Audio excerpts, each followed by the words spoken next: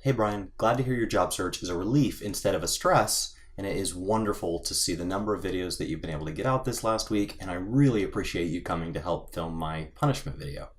Now, your theory of what it would take to play Final Fantasy for a living was interesting, but it kind of got me to thinking. Now, since most people start really working in full in their 20s and their earning potential goes up as they age, and then by the end they look to retire anywhere between 50 and 70, the issue is really that no matter how much you set aside, it can really only mature during that brief window in between.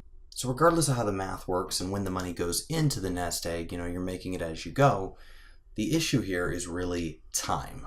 Now, the limit with time is actually our mortality. So if we could find a way to increase this lifespan, then maybe you actually could play video games and make it work. Now, the easiest way to do this would simply be born a species that already had a longer lifespan, such as an elf or a Vulcan. Now, if you're either of these, you probably already know that, and I'm assuming the majority of our viewers are not one of those two.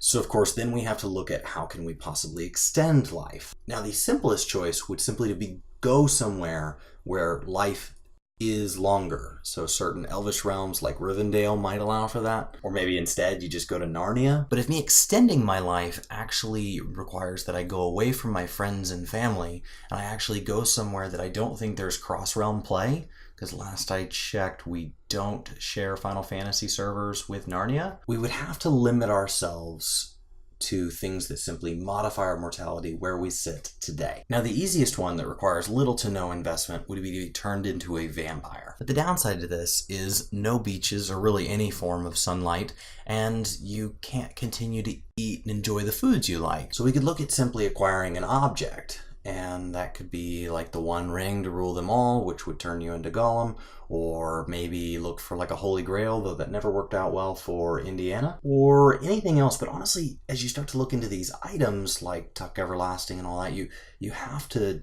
go somewhere to get this item. So once again, not really the lazy man's solution to just, I want to stay home and play more video games. So we could look at trying to get ourselves exposed to something.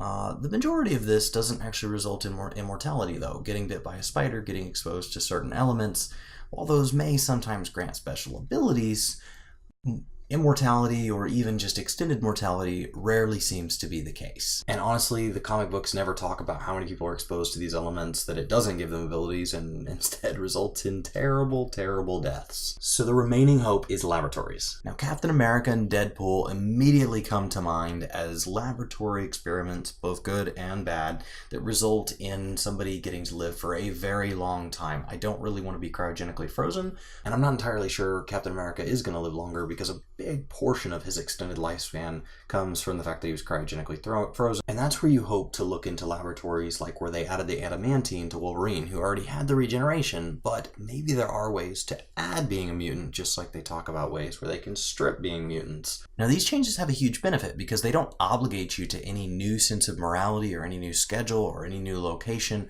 or really anything on your part. It just happens to you, and now you are that way, and you get to just keep being you, which absolutely means that you can continue to have your friends and family. It might get a little weird after a while when they start aging and you don't. And on this subject, I do have to go ahead and pivot one more time with yet another topic and wonder, is this really Hugh Jackman's last Wolverine movie? So that's where I leave you, hoping for a form of life extension and that the new Logan movie is going to be wonderful. I'd love your thoughts. And definitely, as always, like this video, subscribe if you guys haven't subscribed to this video, but most importantly, Brian, I'll see you next Sunday.